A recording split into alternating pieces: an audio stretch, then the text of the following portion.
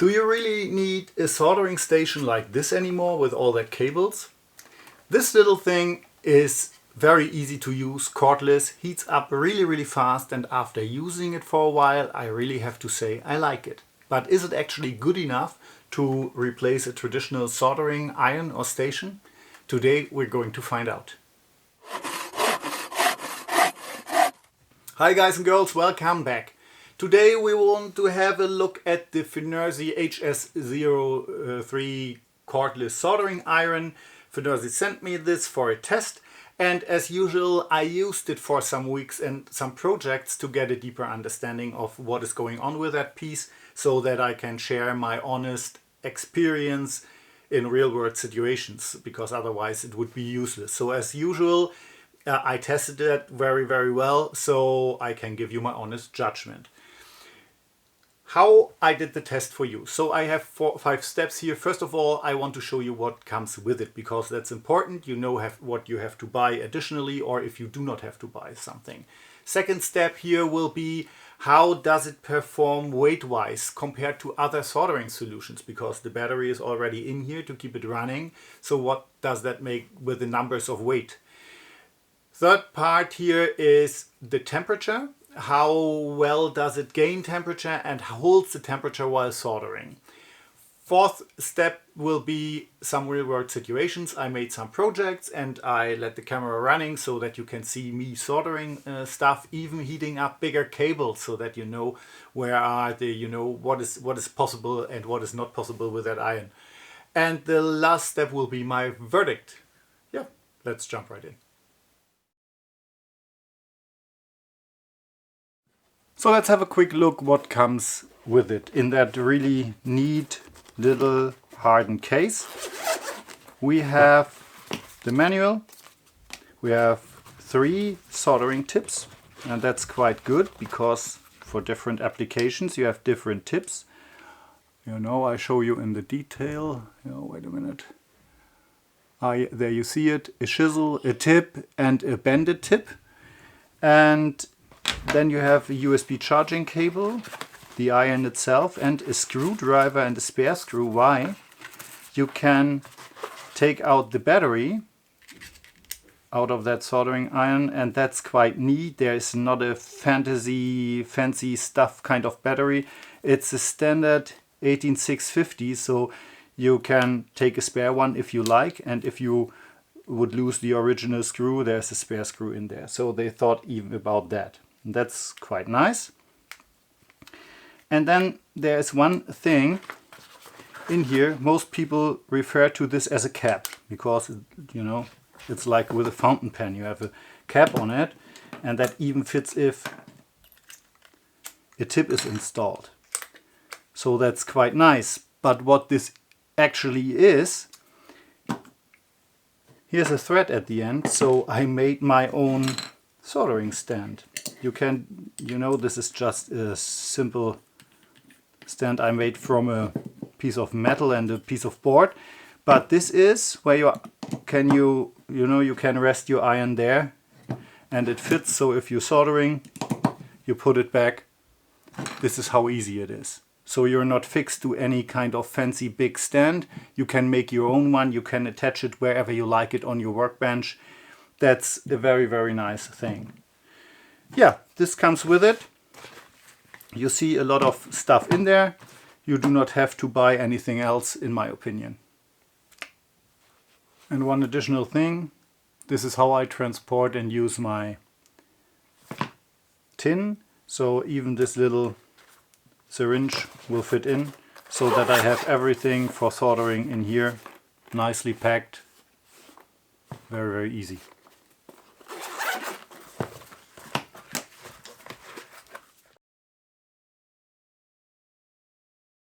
Let's have a quick look at the weight of 3 irons here. The Ryobi comes in at around 100 grams. The gas soldering iron is quite a bit lighter at 65 grams, and the FNIRSI HS-03 is the heaviest of the 3 at 120 grams. So Yes, it is the heaviest, but during soldering I never felt that it is unusual heavy or something, or that it kind of tires my hands. And even my son, as you can see, could solder with it. So yes, it is heavier than a normal iron, but it is not unusual heavy.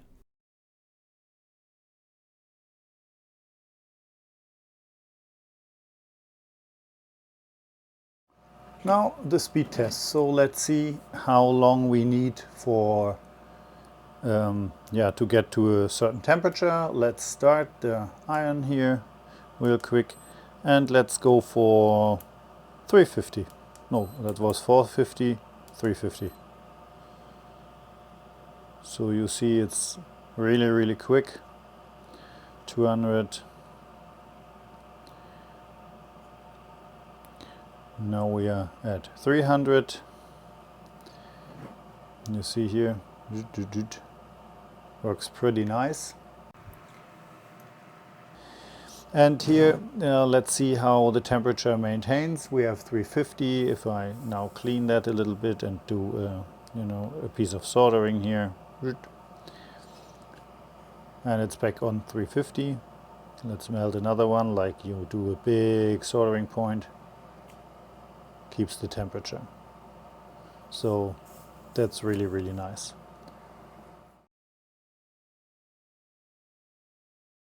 This is one of the little projects I made, so with something around 70 soldering joints and some electronic components with going forth and back.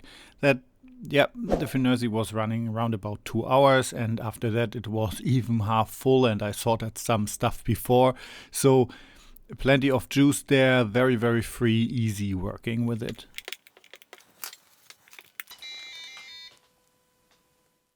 Okay, PCB soldering works nicely. Now I wanted to see how the FNIRSI handles something a little bit more demanding. I picked some wires here from thin to very thick, and I worked my way up with tinning the wires. Let's see how we can done. So, and here you can see temperature is rising again, back to 400. Let's take another one.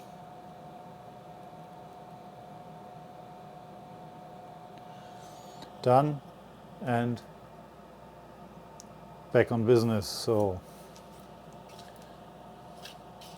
let's take a look at the thicker wires here.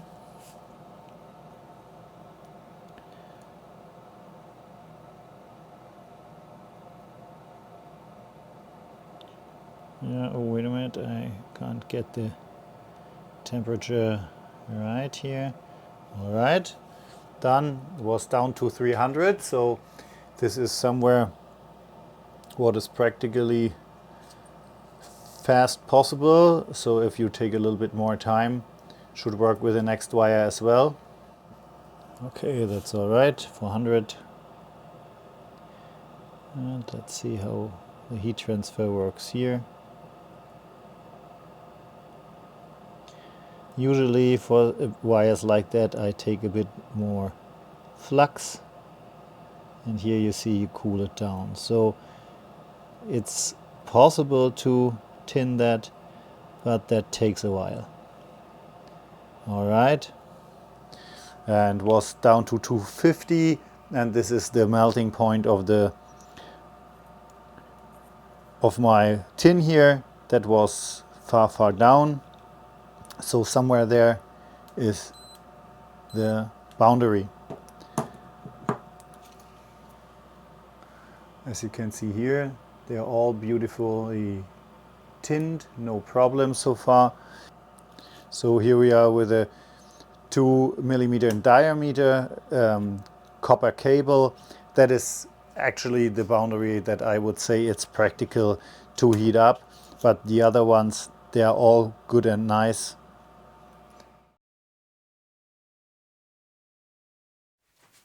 All right, after all that testing and all that projects, what's my verdict now? So first of all, I think the FNIRSI HS-03 is a well-made, convincing tool. High in quality, fast, flexible, easy to use. Yeah, I think FNIRSI hit the spot for the makers here. 99% of all the maker stuff that can come across, I think you can do with this.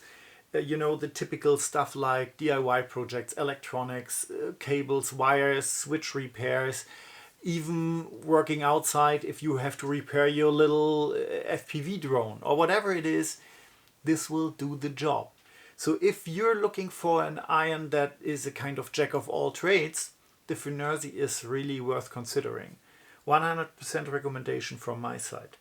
So I'm really impressed with it. Give it a chance if you're looking for a good tool.